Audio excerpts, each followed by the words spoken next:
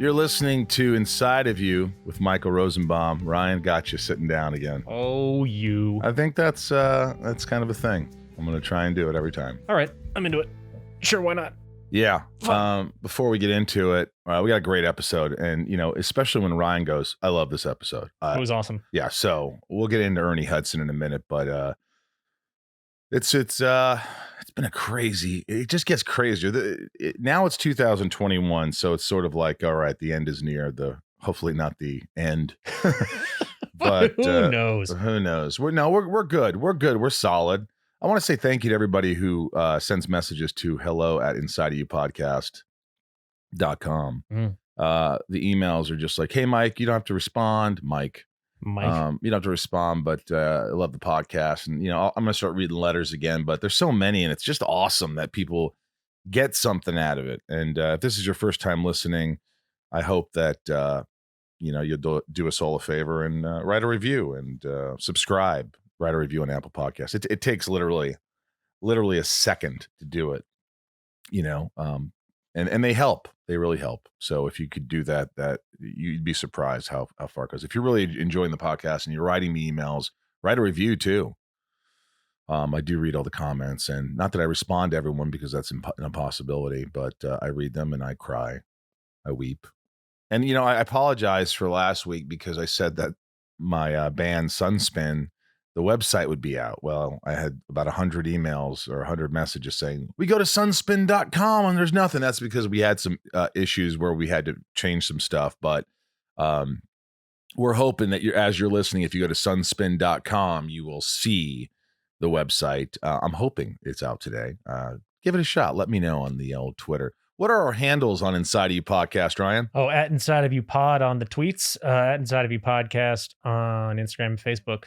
YouTube.com/Inside of You with Michael Rosenbaum. YouTube.com/Inside of You on YouTube. With Michael Rosenbaum. That's the whole thing. YouTube.com/ Inside of You with Michael Rosenbaum. Okay. You heard that 3 times. And I couldn't get it. My retaining ability has gotten lesser. It's I don't retain as well. So is your vocabulary. Thank you. Was that vocabulary not good? What did I say? My retaining has gotten lesser. My retention. Yeah. Is what I meant. Did I not say retention? I knew what you meant. Yeah, well, it's good that you know what I meant. It's good that my view. Listen, I'm not an intellect. I don't sit here and say, "Oh, I'm Mr. Smarty Pants." I'm a guy who just talks to people like a regular person like you guys, and that's what I do. And hopefully you enjoy it.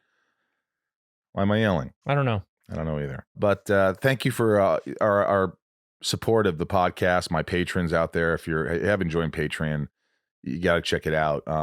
A lot of patrons, and what a great family it is. And you get extra bonus stuff and merch. And go to Patreon, patreon.com/Inside of You, and join the family. I send you a message after you join. I'll text you. But there's different tiers, and it's a blast. And I think people are really having a good time. And also our Stage It, where we play music, Sunspin. We play covers, and that's a blast. Honestly, I really love it. It's the last Saturday of every month, so it's January 30th at 2 p.m. and 6 p.m. Pacific Standard Time. We're doing 2 shows. We're working on shows now. If you have any idea for any songs, let us know. Join us. Bring your friends.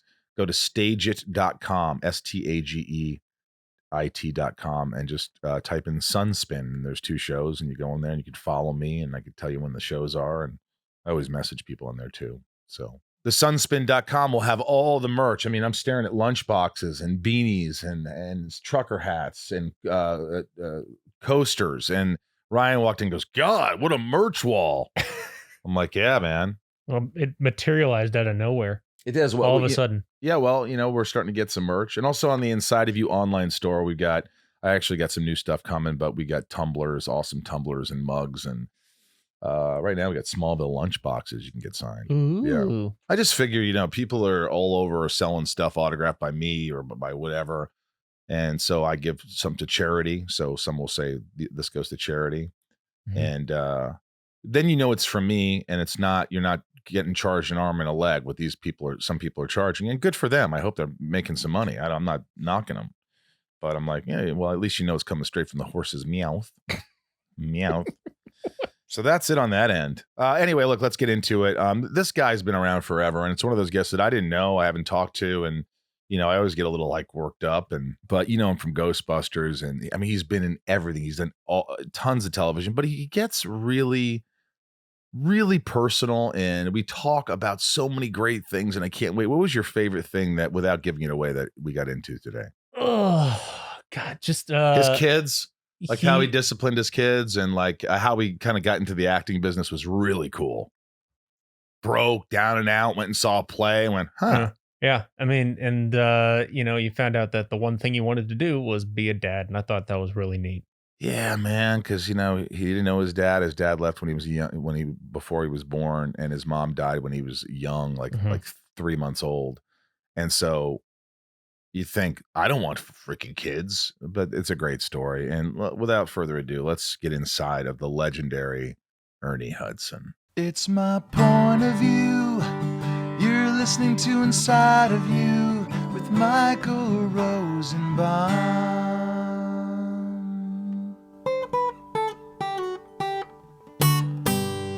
Inside of You with Michael Rosenbaum was not recorded in front of a live studio audience. Damn it, I knew you'd look good. I knew it. It just, you look better at 60, what are you, 65? No, 75, man. What? How do you look so good, man? What are you doing? Are you juiced up? What in the hell? Well, thank you. I'll just say thank you, man. It's a new year, and no, I just, things are good, but thank you for the compliment. It's a good way to start the year off. Well, hey, you're welcome, and it's a pleasure having you here. And I was talking to, every white guy always says he has black friends, but I've always had a lot of black friends. I've had black roommates and like that, and so of course I call all my black friends to say Ernie Hudson's coming on the show. They're like, what? That's the exact response. What?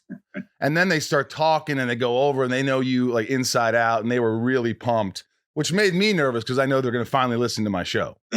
Great. You know what I mean? So I know you've been doing a lot of press and stuff like that for Redemption Day. And I didn't get a chance to watch the movie, but the trailer was intense as shit. Usually you watch these trailers and the publicists send this stuff and you're like, oh, okay. And this was intense. And I was like, I wanted to see more of you because you it seemed like you were kind of the leading man's mental, like you had to keep him in the right state of mind, but also you were boxing and fighting. I was like, okay, I got to see more of Ernie here. So yeah, it's funny because as we get older, I'm always like, well, how come I'm not in the fight scene, and how come I don't kick the door in? And because they see a number and they kind of go. But this is a movie, about this vet. There's a crisis situation. He has to go in and rescue his wife. And I play his dad. I'm now the dad. I play the dad. I'm everybody's dad these days. Even though it's hard because we never see ourselves that way. But right. But he's, my character is kind of, he's a dad whose son is sort of unraveling and having a lot of issues with the PTSD, and he's in a very delicate place because a lot of guys end up committing suicide and on and on and on. And when the son has his crises, so I'm kind of there to support. I'm a guy who trained him to fight when he was a kid. I'm the guy who he followed into the military. And so just my responsibilities as a dad, that's kind of what I do in the movie. But Gary Dearden, who stars in the movie, yeah, he's great. He played my nephew on, I have a television show I executive produce called The Family Business on BET. And Gary played my nephew for a while until we killed him off. Nice. But so I felt I wanted to be in this movie and be there to support him as well. So that's awesome. Yeah. Now you have 4 kids, right? How many are boys? Yeah, I have 4 sons. Four sons. How old? 4 boys. All just very different and but all great guys. And then I have 2 grandsons. Man. 3 granddaughters, and 2 great-grandsons, and 1 great-granddaughter. So life happens, and it does. So I'm not a dad. I'm 48. My grandmother's 92, and she's like, "You'd be such a great dad." I'm like, "Yeah, you say that," and then you have the kid, and then you're like, and then I know how much I get mad at myself. And I'm like, God, I'm a terrible father, and I'm this, and then I can't. My depression, I can't sink any lower. I can't do it, Ernie. I can't do that to myself. I think, don't you have to be mentally prepared to have children? Well, I think you It's the only thing that I ever wanted to do. People say, well, you want to be an actor. But as a kid, the only thing I wanted to do was to be a dad because I didn't have a dad. I don't know what relationship you have with your father, but I didn't have a dad. I didn't know my mom. So for me to get the chance to be a dad was like the ultimate, most important thing ever. See, that's beautiful. I had to do it. It's not that you're better prepared, but I will say parenthood is not for everybody. And that's definite. Well, I look at that. I look at your story, and I don't think a lot of people know that, but you didn't know your father, and your mom passed away when you were just a couple months old. And I'm like, I had parents. I was from a dysfunctional family. I mean, we are dysfunctional. I mean, the more you sit here with me, you will realize that, Ernie. But most families are. I know. Nobody gets a clear break. Every family, in one way or the other, some though more than others, I will admit. But they're all dysfunctional. But you said at a young age you were like, I want to be a dad. Was it because you was like, I didn't have a dad. I didn't know my mom. I want to have a family and create this atmosphere that I didn't have as a kid, and this is what I want to create. Some kind of like something you didn't have. Was that it? Yeah, I think as a kid, and because nobody knew who my father was, and so I would really young, I would kind of latch on to men and kind of hang around and hope they would kind of like me and want to be my dad. And then they would always say, get the hell away from me. And I was always so I thought, when I grow up, I'm going to be a good dad and I'm going to do all the things that nobody did with me. And so, it was my way, I thought, of, doing and giving and being there for somebody the way nobody was ever there for me. But I realized later on that your issues are your issues, not theirs. But still, I will say being a parent was the best thing ever happened to me. I think kids will make you more than what you are. You dig so deep. You go to places for your kids that you wouldn't even consider for yourself. There are things you could do that you kind of go, now, I mean, I can sleep outside, but my kid, no, I'm sorry. But you're level-headed though. Like I could just tell by talking to you for like a few minutes that, some of the roles you play are not so level-headed. And then some of the roles you play. So it's all over. I mean, you're an actor, you're a great actor. So, but then when you're a parent, how do you got to be the bad cop sometimes. You got to be like my dad, I'd rather him smack me in the back than yell at me. His voice was so powerful, like, don't ever let me tell you that again.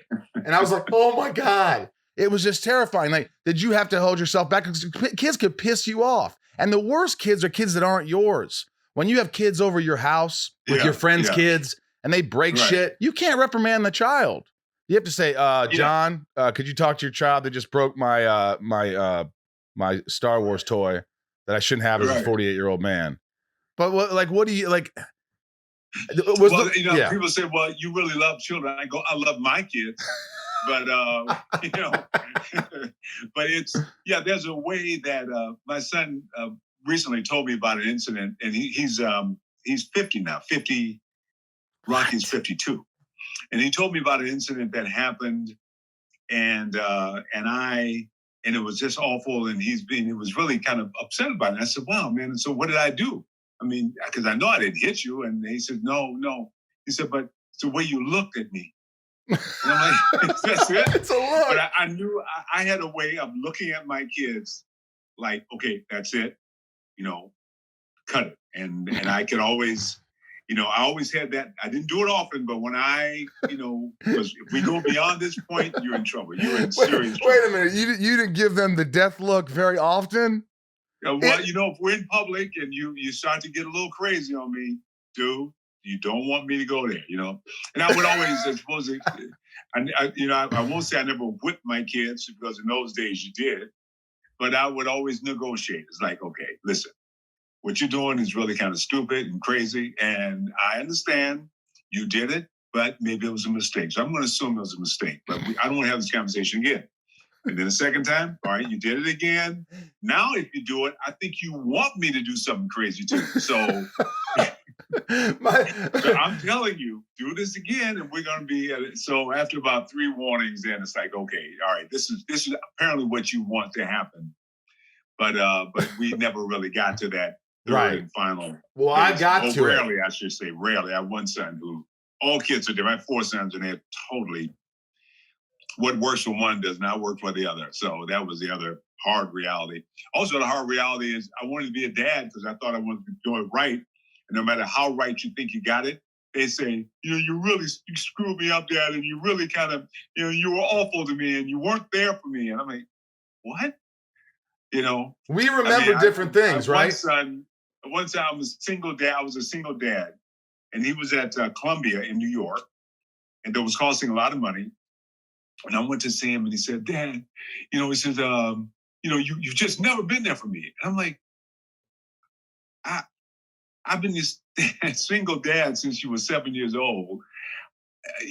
If you think about when you learn to ride a bicycle, I'm the guy that was running behind the bike holding you up. I mean, every single birthday, I'm the guy who bought but kids will interpret it. It's not what happens, it's how they interpret things. And you have to be able to say, okay. I mean, it hurt me at the time. I mean, I remember I was standing there crying because I thought, how do you say I'm not, me decline that. Sorry about that. Yeah, that happens to me too. I have to whatever. decline. Yeah, I still don't. Yeah. But yeah, no. So parenting is not. No matter how well you think you do it, they're going to find issues. Yeah, that's difficult. And my friend Chris and Roger and I, we always talk, and we're like, sometimes when we got hit, we're like, oh, we deserved it, man. I mean, kids nowadays get away with murder. They're on their things and they're not listening, and they're just like, they're like, no, don't hit the child. It's not that you hit the child, but like a little smack in the ass. It's like, come on, man. Like, hey, snap out of that. What are you doing? I got what's called mall arm. I just made that up, but it's called mall arm. Where I'm in the mall and I'm just being goofy and yelling and doing stuff. And my dad goes, stop that. And then I'm, stop that. And then I do it. And then he just grabs your arm and you're just like, it's like, it's the scariest thing in the world. Do you ever give him a little mall arm to the child? Oh yeah. No, I know. I mean, the place we cannot go, and we're definitely not going here in public. You're not going to do this to me out here. So, but I always would. We always, especially my older 2 boys. I had 4 sons, so the younger 2, me and their mom, we've been together throughout their whole lives. So it's a whole other experience. I mean, they would always go to mom, anything that happened. Mom, Dad is looking crazy. But the older 2 boys, it was, give me that look again. Yeah, it's they could always run to mom.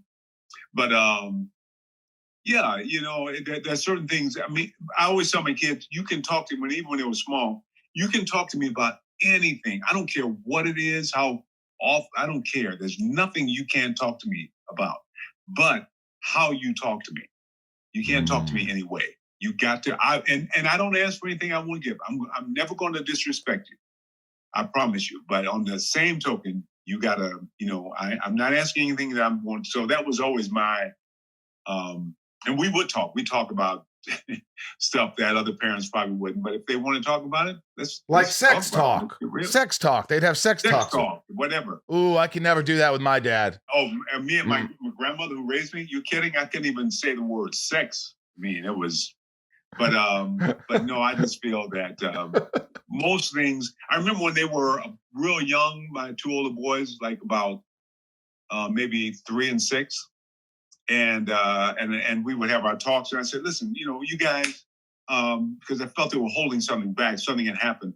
So I said, it's okay. If you guys want to curse, I said, now normally you can't curse in front of me, but just while we're talking now, use any language you want to use it. So it's okay. It's like, it's just for now, And suddenly the words started rolling out of their mouths. I'm like, literally, I was like, you didn't know they knew those words. Yeah, stuff that I hadn't said. And they, of course, kids know, but they keep it from you. But and I kind of go, okay, it's now time's up. I don't want to hear it anymore. And they've always been respectful. Time's up. If I hear one more word, in fact, I never want to play this game again. That's it. Right, you've said enough for 50 of those games. Yeah, my dad was always like the extreme. Like, I think he did a lot of drugs when he was young. And, so it was like, I never smoked. I never drank. I never did this. If I ever find this, you're going to a halfway house. So I remember the neighbor pierced my ear, and I came home looking at my dad with just my left side of my face. And I said, "Hey, Dad, would you care if I got your ear pierced? You'd go out, you'd be out of the house if you got your ear pierced. You get your ear pierced, you're out of the house." I'm like, "All right, I'm going to stay at Nate's for the next 4 days till this heals." You know what I mean? He was like extremely strict. Then I found cigarettes. Then I was at his dentist in Long Island years later. I had graduated high school and I was at Long Island. The guy was fight tooth decay with Dr. J. And he lived on Long Island and he did the work out of his house. How I didn't get an infected mouth, I don't know. But I remember talking to this man and I was like, "Yeah, has my dad always been such a, a kind of a, conservative tight ass?" He goes, "Your father used to whip it out. He used to swear. He think he invented cocaine. He starts going on about my dad." I'm like, "What are you talking? This is not the..." So you find out things about, were you one of those fathers that just like you wanted them to think you were perfect, or you just say, "Hey, I did this, or maybe you didn't"? Yeah, no, I feel that the best thing I can do for you is to be honest. That's why I never, if you want to bring the subject up, I'm going to tell you the truth. So if you don't want the truth, don't bring it up. I always wanted them to see exactly who I am because, I'm not hiding anything. In fact, my kids probably know me better than anybody else. I mean, and I can relate to, they go through that. I realize I tell my kids, I know what it's like to be 21, but I don't know what it's like to be 21 now.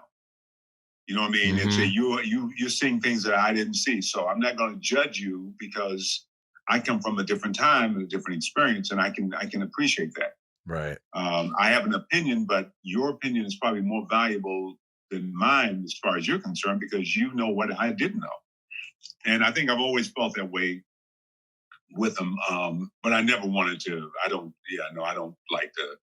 And even in general, I don't like covering up, hiding stuff. I got nothing to hide. I'd rather have it all out there and then live with the consequences than to always be afraid that the consequences will pop up at the worst time.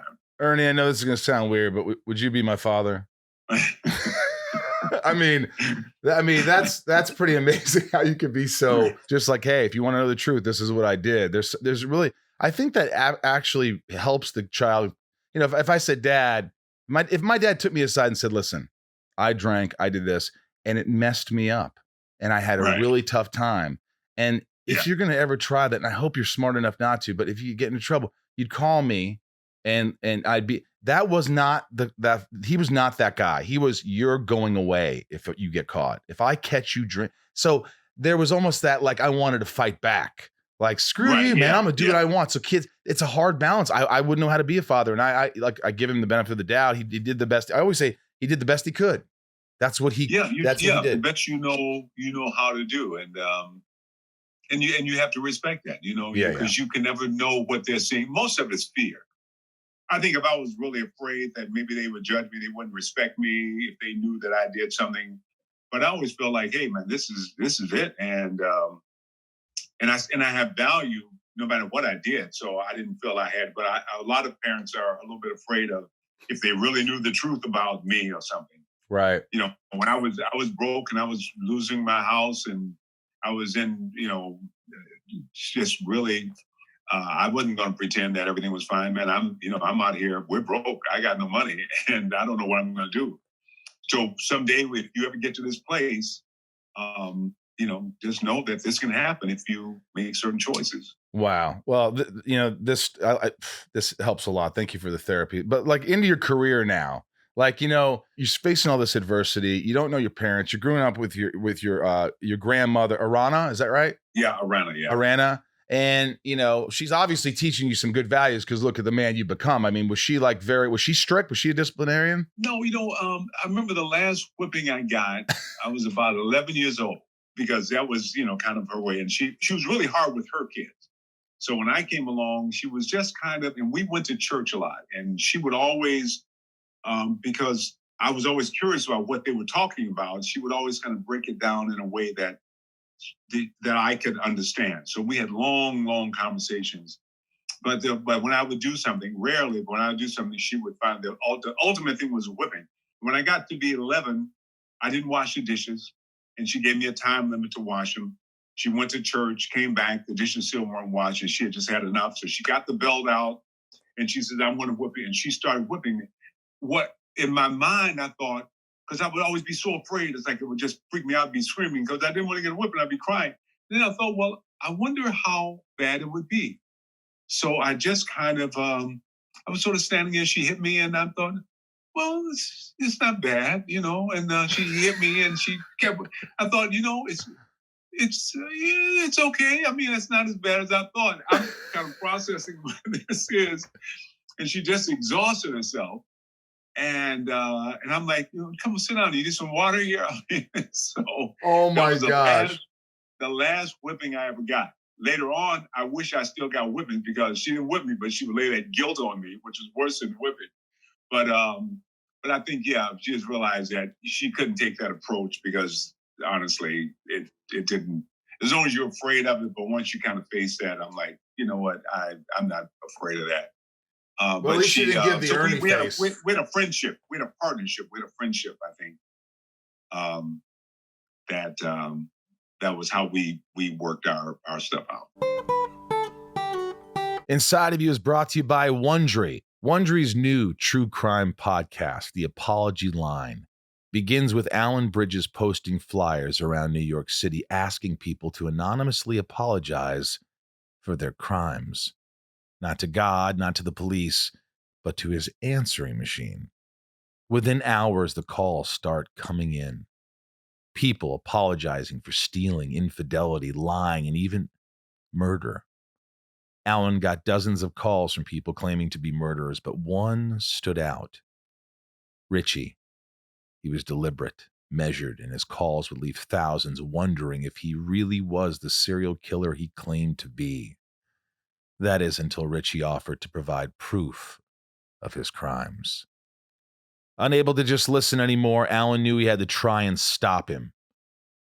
If you're listening to the audio version of our show, stick around to the end to hear a preview of The Apology Line, or you can listen right now on Apple Podcasts. Inside of You is brought to you by Geico. Michael, do you own or rent your home? I do, Ryan. I own my home, and I bet that can be some hard work. It is. You gotta make. You don't want to dip into savings or anything. You got to pay your mortgage. It's not easy. Yes, exactly. And I know a lot of people probably struggle. A lot of people struggle paying their rent or mortgage. It's the hardest thing to do. You know what's easy? What? Bundling policies with Geico. Bundling policies. So what does that mean, Ryan? Does that mean that you don't have to pay for 3 different insurances? What are you talking about? I'm talking about bundling it all together. So you bundle your homeowners and renters insurance along with your auto policy. I mean, so I could pay them all with Geico. All with Geico, all in one place, all bundled together. Well, I don't know about you guys, but that sounds pretty damn easy and cool to me. It's a good thing, too, because you already have so much to do around your home. Right? That's true. I'm always working on my home. I'm always doing stuff. And, the last thing I want to do is pay 3 different people for my house and my auto and whatever else. You know what I'm saying? Go to geico.com, get a quote, and see how much you could save. It's Geico easy, folks. Visit geico.com today. That's geico.com. Even a Rosenbaum can do it. So you grew up in Michigan. I grew up in Indiana, small town. Okay. And I really didn't get it together. I'm still trying to get it together in terms of like figuring out who I am and all these things. I think you found out at a young age, which then you became this playwright and you were doing all these things. And I just was, how were you, did you excel in school? I mean, to be a playwright, you've got to be a good writer. You've got to know did you do well? No, I think I graduated high school with a 1.7 average. I mean, it's like, that's me. Well, my grandmother, who was born in 1895, for her, the biggest thing is if you finish high school. So that was the only thing she ever asked me, just finish high school, because she thought, you finish high school, you're good to go. But in 1964, that was not the case. And so I just wanted to finish high school, which I just didn't really work very hard until the last year in high school when I began to realize that, oh my God, this is my life. And so I decided to join the Marine Corps because that was kind of my saving. And then I got discharged from the Marines because I had asthma, and I found myself back at home a little bit lost. And then I got married, and then we had a kid, and then I went, what the hell? This is my life, and it's over. So that's when I began to think outside the box and say, okay. I always liked writing poems and little plays and stories. And so when I finally I went to Detroit and got into college. that was kind of a natural and extension. But when I first discovered theater and walked on stage, I knew that this is, because up until then I'd been trying to get a good job. I've been trying to take care of my family. I've been working hard and I just felt so bad at everything that when I got to theater, it was like, wow, I got this. I can do this. And it made sense to me. How old were you? Probably about 22. So it was an audition or a play? No, maybe 21, somewhere in there, 21, 22. And was it a play or an audition for something, or what was it? Yeah, it was a play. I mean, I took this act. Well, first, my wife and I, we went to Detroit. And like I said, we're married, had a kid.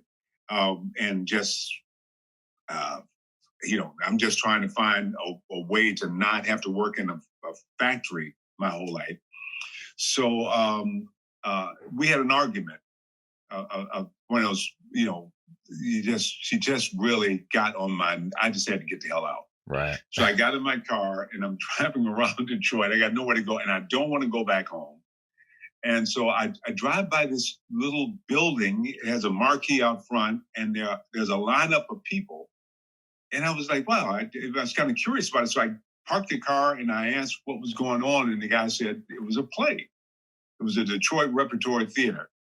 And so I thought, I'm not going back home. So I got in line and I went in and sat down. And this play, the curtains came up and there was a play about a father whose daughter had disobeyed him and got in trouble. And so he disowned her. And then finally in the end, they reconciled. It was amazing. I was so blown away. It was just, I sat there after everybody left thinking, wow, I mean, that is so, those actors, if I could do that, but it was just, I could never do that. And then that fall, I needed an elective. And so I took an acting class. And when I walked on stage in the class, which was held in this theater called the Hillbury Theater, when I walked on stage, I just felt at home.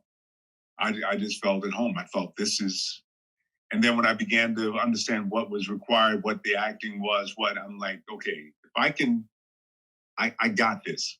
It's the first time I felt really good at something. Wow, you weren't nervous. Or that I could. People say, well, it's you do what you love to do, and I kind of go, it's interesting because I do love it, but I do what I can do. I just could never do anything else. I could kind of do it, but I wasn't the best at it. Whereas with the acting, I felt like I can at least aspire to be the best at it. And you weren't nervous? Did you get the fear at first, or you just like, there was this innate confidence to you? Well, it was, I was always learning and picking up. It wasn't the fear as much as I need to know that I got to prepare. I got to make sure I got to put whatever. But no, I can do this. My fear is I can't get a job and I can't pay the rent and I have a real life stuff. But this is, I got to learn the lines. I say the lines and then I get paid. How hard is that? All right. But here's what I'm thinking. You just got in a huge fight with your wife. It's bad. Yeah. You had to get out of there. You go see a play in Detroit. You fall in love with the theater. And then you go back home that night and you say, you know what, honey, who's pissed off at me? Speaking of not making any money, I want to be an actor. What? Well, when I went back home, because I didn't, we talked about the play, I'm sure. But at that point, I didn't even imagine. I didn't even think it would be possible for somebody like me to be an actor. That was like, I saw these actors; they were bigger than life. I'm like, man, this is. It was too big a prayer to pray. Right. But that fall, when I took the acting class and I began to get a sense of this is how it's done, and I heard all the horror stories. The following year, I left and went out to LA. Trying to find work and get in, not to be an actor, just trying to find work. And I couldn't get connected. And I called home and my wife, and I'll always give her credit for this. She said, well, why don't you, there's nothing going on. Why don't you come back and get into acting and do that acting thing? You really like that. And I said, well, I can't be an actor because actors, the average income for an actor is less than the janitors make. Actors, you can't make a living at it. And she said, you're broke already. You're not going to lose any money. So at least you'll be doing something you like. Wow. And I came back and I got in theater and I got cast in a play called The Emperor Jones. And from then on, it was my life. And I've always managed to make a living at acting. And this was in 1960, no, I guess, yeah, it was just in 1960. Wow, you asked me how old I was. So this was in 1966, something like that. But I always managed to, and not always a great living. I mean, you do a play and they pay you a couple $1,000 and you use that to pay the rent, right, put gas in the car, and it was a hustle. There was some local TV stuff I was able to do, but I always managed to hustle enough to where I could be full-time at. I had dinner with Joy Montaigne and Joy Pantaleone and I know him. Yeah. Tim Daly. We're all having dinner, and they were talking about different jobs they had along the way. And I said, I never really had. Once I committed to acting,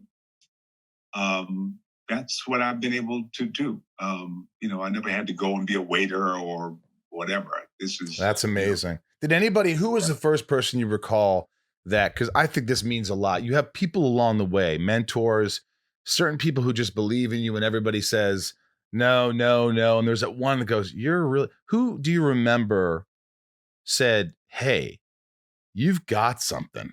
There's something here. You got this. You should really do this. Yeah, well, obviously nobody that family or friends. That's all right. That was like, you're out of your mind. First off, I was married and had a kid.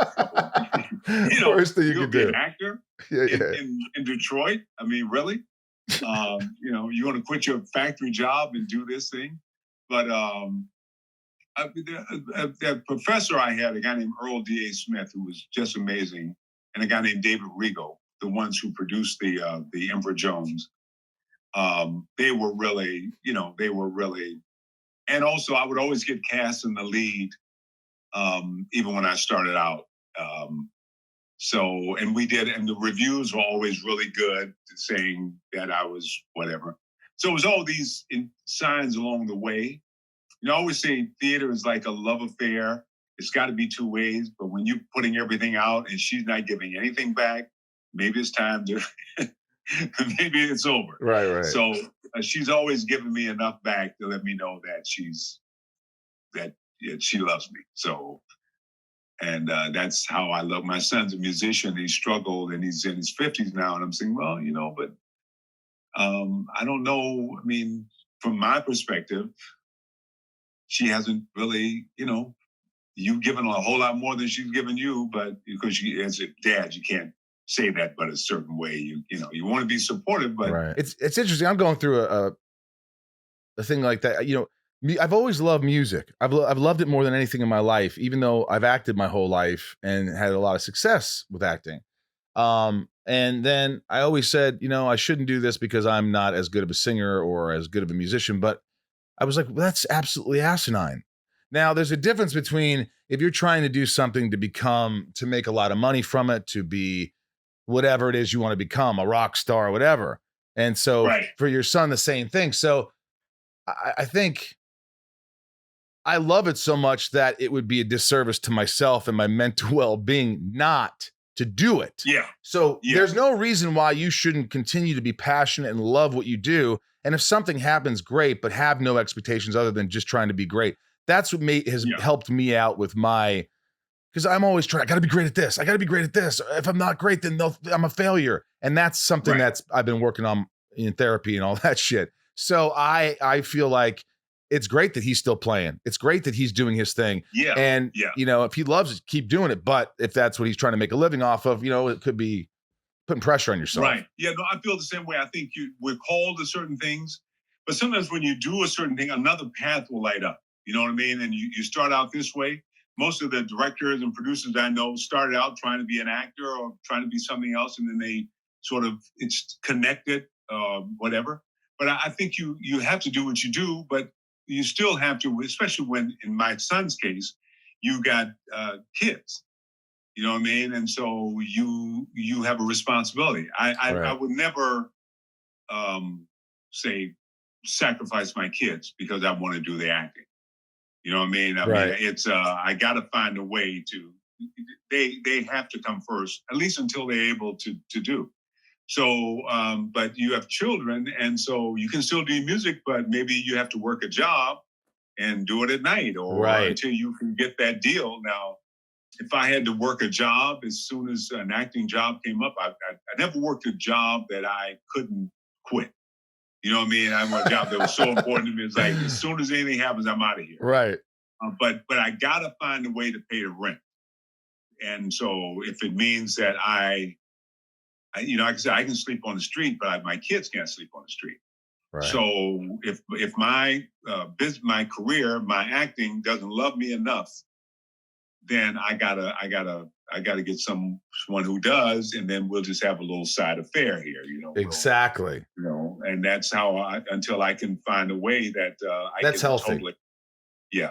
But I think children that's a big part when you got kids, or you have other responsibilities. But I'm responsible for myself. And as a dad, I kind of go, it's not my responsibility. I mean, I'll take on a lot. I'll be there for you. My whole thing is, the difference between you and me is you have me. I didn't have a me. I didn't have somebody who I could, and I want to be there to support you. If you come to me and you're trying to do something and you have 85% and you need that extra 15% to kind of get over. But when you come to me and you said it's something you want to do and you only have 5% and you want me to kick in the other 95%, something's wrong with that. And I don't like it. That happens more often than not. I'm like, dude, this is your thing, man. I love you, but I'm not. So, but as a dad, it's a little hard, and you know how much it means to them, but you don't want to be disappointed. You don't want to disappoint someone, but right. But if you love music as a part of you, I would. I wish I could play music. I consider my body as my instrument, but I would love to be able to play. I could definitely make sense out of guitar. There's nothing. By the way, guitar is easy to learn. I'm telling you, there are tutorials. I've been playing a while, but to learn a G, a D, and a C, you could pretty much play every hit you've ever heard. I mean, and it's easy. And once you get some calluses on your fingers, you got nothing to do. You just grab a guitar off the shelf and just kind of strum. And it's just soothing.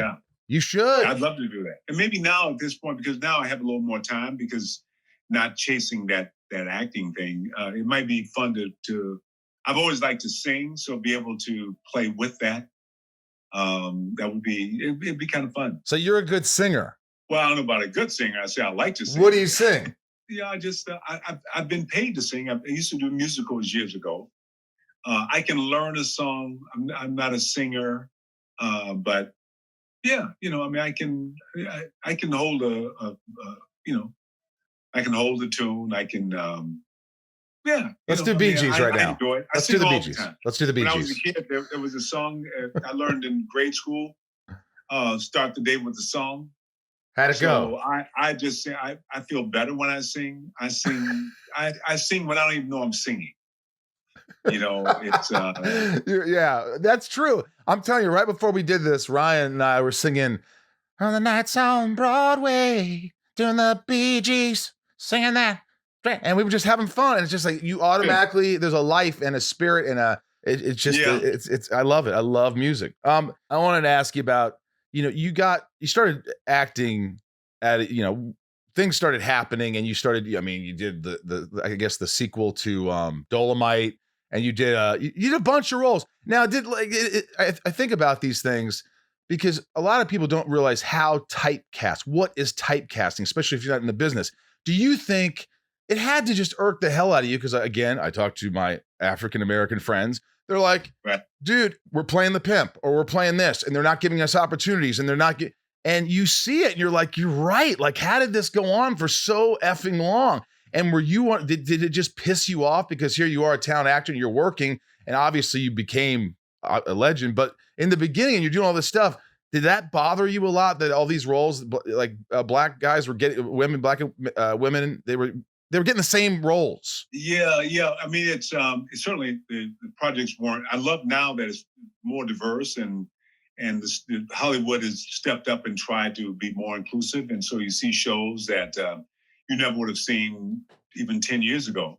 But in those, I think it frustrated a lot of people because, it was some negative role, and definitely it's not about you. But I My thing was always a little bit different. I guess if I was playing a pimp, I never really saw him as a pimp. I was playing this guy who just happened to be a pimp. I know it's kind of a weird thing. I wasn't like, oh, I'm the stereotypical. I'm like, this is a guy who's in trouble and he's doing some things, and so I went from sort of being the heavy because I was kind of physically fit. So I'd be the heavy, the kind of guy, and but it was always personal. It was always I was playing this guy, and then I went to Best Friends. Suddenly, I was doing a lot of movies where I was best friends. I'm in the story, but it's about Robbie Benson, and I'm Robbie's best friend. Right. And so it was always very hard to find those things that that I'm a central part of the storytelling, and that's very frustrating because, or you're in the thing. One of the things that happened when I did the first Ghostbusters, it came out. It was such a big hit, and I used to get invited to come to schools and talk to the kids, and I would go there and I'd make them honorary Ghostbusters. Nice. And the teachers liked it because the kids would play Ghostbusters, but they wouldn't fight each other. They would chase the imaginary ghosts and trap him and all that. So, but one of the things that kids would ask me, at first it confused me because the kids would say, "Where does Winston go?" And I'm like, "Where does Winston go?" And they say, "Yeah, where does Winston go?" Because he was there with the other Ghostbusters, and then he left. Did he go home? Where's his home? Is he married? Does he have kids? We don't know a damn thing about Winston.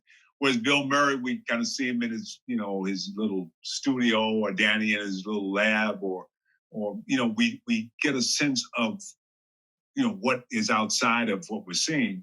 But with Winston, he's just there. He just pops up, and so that's it's frustrating. That's changed a lot, but in the meantime, you have to keep working. Hopefully, you can bring something.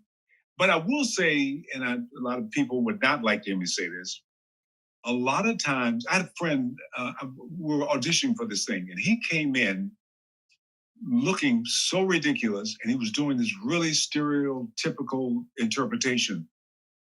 And I said, "Man, what are you doing?" And he said, yeah, And I said, "Well, why are you doing that way? I mean, why are you kind of shucking and doing whatever the hell you're doing?" And he said, "That's what they want." And I said, "That's what who wants?" He said, "That's what they want.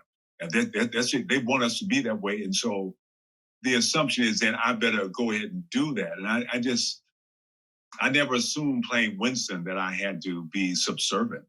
That's sad. That makes me feel kind of bad that he would think that, but he was probably rightfully so. I won't get the role unless I've been on auditions where people, in fact, one of my actor friends, I came in and it was a part of a cook, really. But I came in, I had a T-shirt on in my arms. He said, "Man, you better cover your arms up." And I said, "Well, why?" He said, "They ain't gonna let you on the screen with your arms like that, man. They ain't gonna let a brother come in because you're gonna be." And I'm like, who says this? But it's all these assumptions. And actually, you help perpetuate this stereotype unknowingly because you are doing what you think they want you to do. And until somebody comes along and kind of go, "Why can't I produce it? Why can't I direct it? Or why?" Wow. That it changes. That's more powerful. That's pretty powerful. We grew up believing, we used to say, they'll never see an interracial relationship on TV. You'll never see that. And it goes, yeah. And for a long time, you didn't. I mean, for a long time, it's like, oh, well, it's not going to happen. And now I'm Lily Tomlin's boyfriend. That's amazing. So, but you had a different perspective, Ernie. That's rare that you had a certain innate ability to come up with these roles or have a personality, and you didn't say, "Oh, this is the pimp role," or "This is the cop, and I'll be like this, and I'll be like some." You had a perspective on this character, which obviously gave you a lot. I knew guys who considered themselves pimps, but I didn't see them as pimps. I knew them as my friend, Jeremy. Jeremy's a pimp, but Jeremy, I know Jeremy. I know his mother. I know he's Jeremy. He's a person. He's not a pimp. And a lot of actors felt like, "You want me to play the pimp?" No, I want you to play Jeremy. Winston is Winston. I don't want Winston to be the black guy. Right. And I've done shows where even the directors would kind of not so subtly say, Ernie, could you, just do it a little more, that thing you do? And I said, what thing? Well, the jive. I mean, just make him a little more jiver. Jiver. Mini jiver. Yeah, it's like he's here. Come on, man, do that thing you do. And I'm like, I don't do that thing. I don't know what the hell you're talking about. Oh my God, dude. I can just see it. This guy he's a guy who's trying to feed his family, and he may have to do these things, but he's not. We see him, we think we know everything about him, but that's not who this man is. And so if I play him to be this, then he's not a person. So I have to, even though I did one show, it's called Too Close for Comfort. Oh, I used to love that show. Yeah, Ted Knight. So I played a part where they accidentally knocked a hole in the wall. And so to get it repaired, there's a prison system where the former prisoners, you can hire them to help, So they call the hotline and they hire me and my ex-felony partner, who's a white guy. And so we walk in the house and they show us the hole in the wall. And so my line is, holy my hell yeah. Now, I don't even know what the hell it means. I mean, honestly, I'm like, and I say, I don't understand. And he said, no, just say it. And so I would say, holy man, no, say it with energy. And he wants me to do this, holy my hell yeah. And I'm like, this is crazy. So I talked to Ted Knight and I said, Ted, do you understand this? And Ted is like, no, what the hell does that mean? It doesn't make any sense to me. And all the other actors are like, no, you don't have to say that. Don't say it. And then finally the producer said, listen, when you audition, you said it, and you said it perfectly. And I hired you for that. Now, either you say holy Mahalia, or I'll get somebody else who will. Now, I need the job. So I walked in and I said, holy Mahalia, fuck it. I mean, but it still was like, this stupid. What does that even mean? I never heard anybody say that expression.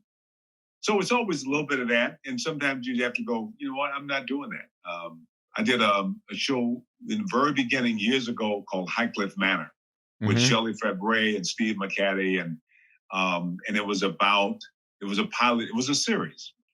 And I played a voodoo priest who had crossed the Atlantic in a canoe, me and Steve McCaddy. And so every other line was Buana, and I had gold teeth and earring, and no Sabuana. It was just weird.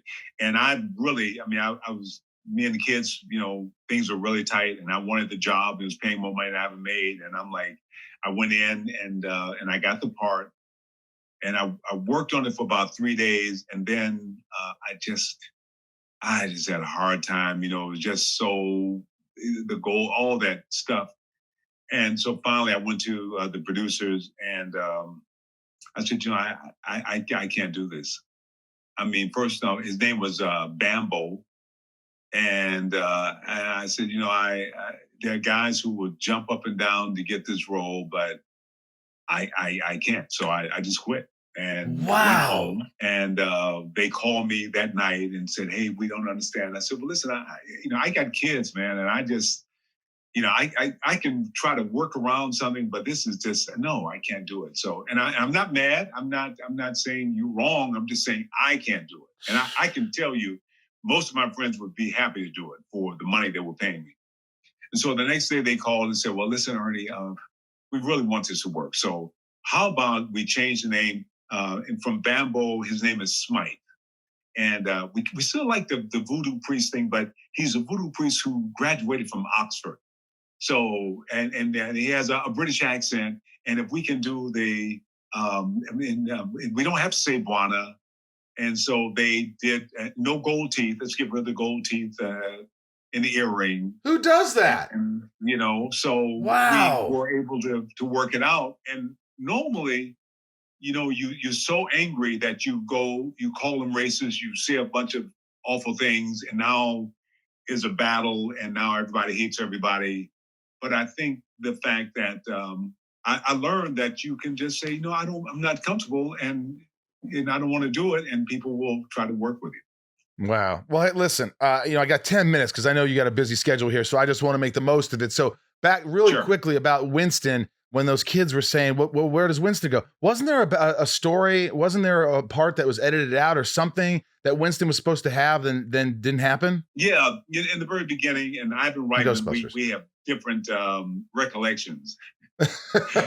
Because and Ivan was saying, Ivan, I'm sorry, man, but I don't remember it like that. I'm not saying you're wrong. We're both old men, so maybe one of our memories is a little short here, but maybe it's mine. I don't know. But in the beginning, there was a backstory. Winston came in the very beginning, when they first leave the university. Remember, they get kicked out of the university. Mm-hmm. And he comes in, and he's an ex-Air Force colonel who was a demolitions expert, and he kind of ran the Ghostbusters. And so, and then just before we started shooting, they wrote him out. I mean, basically, instead of coming in on page 8, he came in on page 68.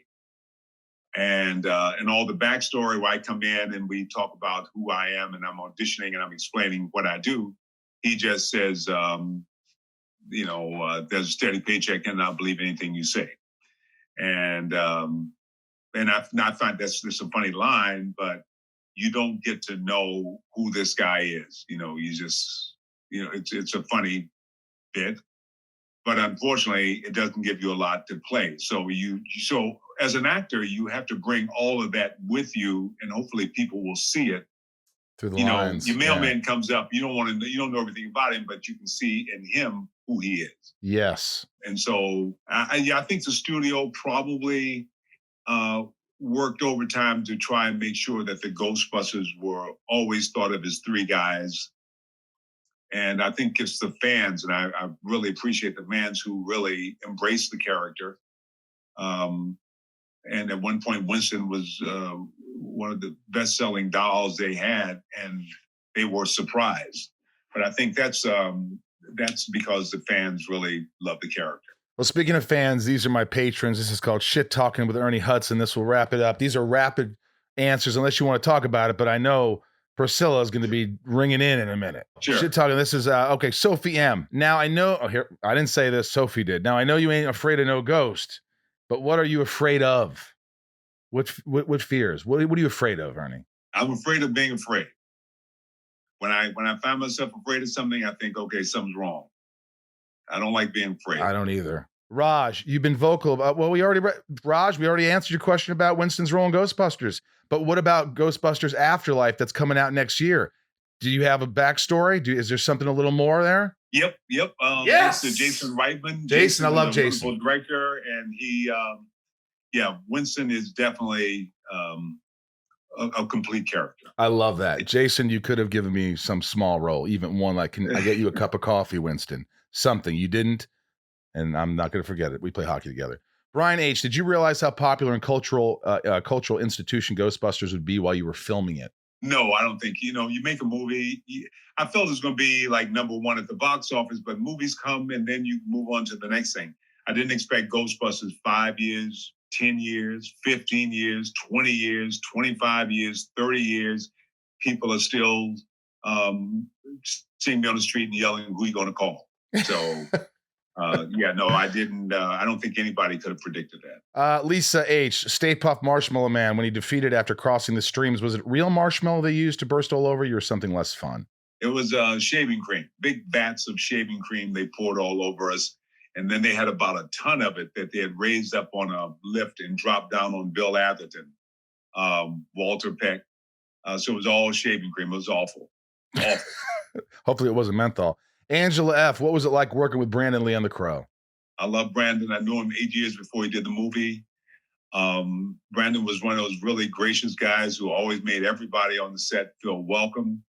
And he was a friend, and it was shocking. I still can't believe what happened, but it's really tragic that he's no longer here. I think he would have been very proud of the movie, and I think it showed just how truly talented he was. But Miranda, you guest starred in so many classic TV shows, Taxi, A-Team, and by the way, there's a list if you want to go to his Wikipedia or IMDb. Jesus, you work more than anybody I've ever met. what are the first ones that pop in your head and any one little story that's funny from any of those? Like Taxi, did you meet, what's his name?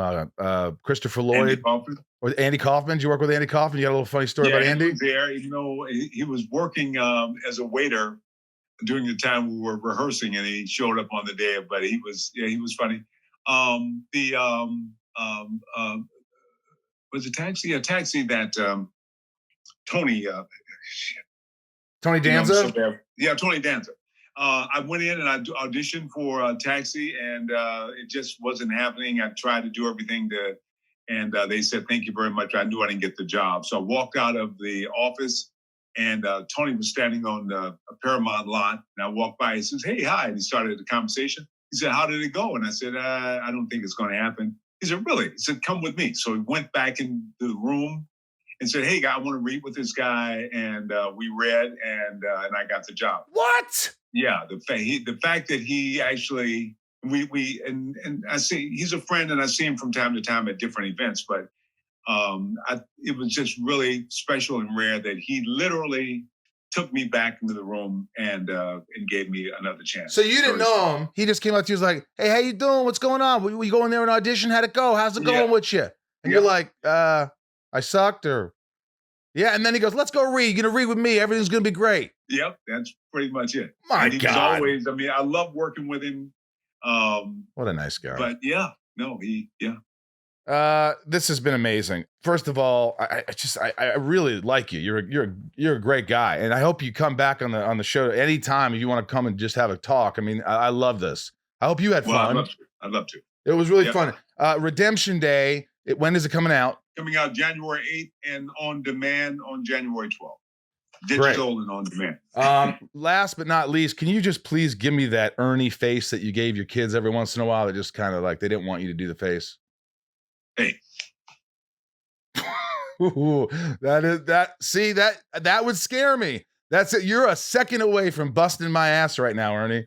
Yeah, we're there. You don't want to go past. You go past this moment. I can't promise you anything. It was a moment you jumped into it, and then there was a beat where your face relaxed for a second, and that's when I go, "Oh, wow, that would." And it works in this business because people get real stupid in film and TV and entertainment. I also can do that face when people just go a little too far, back the hell up, and people always do. I don't play that. You're not yelling at me.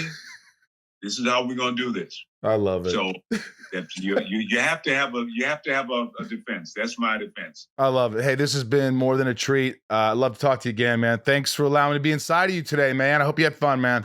Had a great time. Thank you. Stay safe and healthy, and as we say in Ghostbusters, keep on busting.